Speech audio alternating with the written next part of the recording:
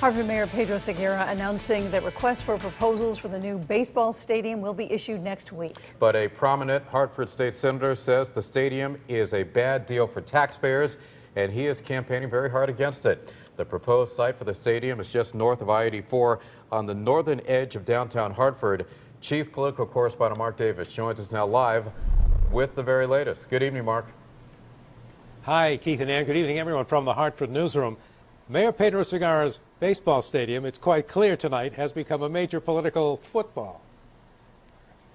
Mayor Segarra officially reopened the city's renovated Goodwin Park golf course today, but it's another potential sports venue that's kicking up the most dust in Hartford. The proposed $60 million stadium for the Rockcats minor league team on the edge of the city's north end is anything but a sure bet. If you stopped any resident in this neighborhood or the north end in total, they would probably tell you that a grocery store is probably more needed than a baseball stadium. State Senator Eric Coleman has represented this part of the city in the legislature for 30 years and says the news that a privately funded supermarket developer has pulled out of the city because he didn't want to be next to a stadium on this land has made the opposition even stronger. He also notes that City Council President Sean Wooden and the mayor said nothing about private funding for the baseball stadium at their big news conference.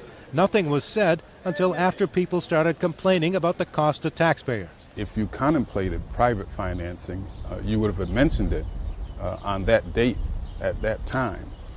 But all that was mentioned was $60 million worth of bonding. My original resolution to council indicated that we were willing to perhaps maybe consider the bonding of up to $60 million to finance the stadium, as well as considered other financing options. The mayor also announced today that a request for proposals for a new stadium will be issued next week.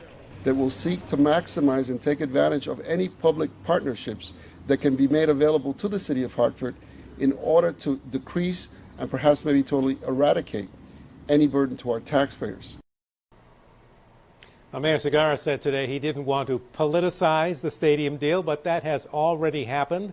Senator Coleman is in a very tough primary race for his state Senate seat from City Council President Sean Wooden. Many are saying it'll turn out to be a referendum on the stadium proposal. Live from the Hartford newsroom, Mark Davis, News 8.